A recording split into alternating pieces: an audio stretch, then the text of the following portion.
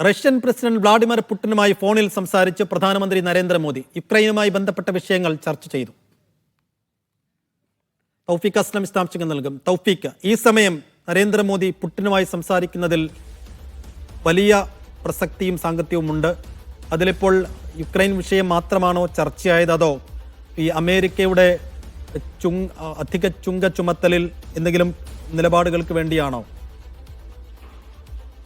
പ്രധാനമന്ത്രി നരേന്ദ്രമോദി തന്നെയാണ് അദ്ദേഹത്തിന്റെ ഔദ്യോഗിക എക്സ് അക്കൗണ്ടിലൂടെ ഇക്കാര്യം അറിയിച്ചത്. പുടിനുമായി ഫോണിൽ സംസാരിച്ചു. യുക്രൈനുമായിട്ടുള്ള പ്രശ്നത്തിൽ നിലവിലത്തെ സാഹചര്യം എന്താണ് എന്നതുൾപ്പെടെയുള്ള കാര്യങ്ങൾ പുടിനുമായി സംസാരിച്ചു എന്നാണ് പ്രധാനമന്ത്രി അറിയിച്ചത്. അതോടൊപ്പം തന്നെ പുടിനെ ആതിഥ്യം വഹിക്കാൻ ഇന്ത്യ തയ്യാറാണെന്ന് കൂടി പ്രധാനമന്ത്രി അദ്ദേഹത്തിന്റെ എക്സ് അക്കൗണ്ടിലൂടെ ഇപ്പോൾ അറിയിക്കുകയും ചെയ്തിട്ടുണ്ട്. റഷ്യയിൽ നിന്നും എണ്ണ വാങ്ങി യുക്രൈൻ യുദ്ധത്തിന് ഇന്ത്യ സഹായം ചെയ്യുകയാണെന്ന് ആരോപിച്ചൊക്കെയാണ് U S president Donald Trump ഇന്ത്യക്ക് അധിക തീരുവ ചുമത്തിയത്.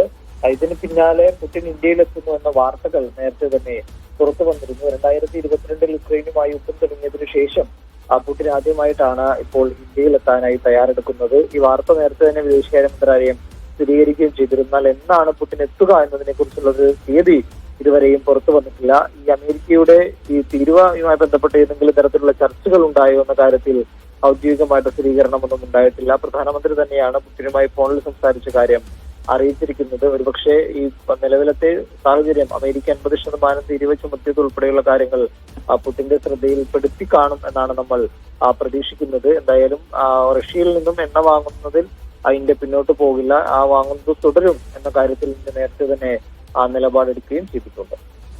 ശരി തൗഫീഖ്.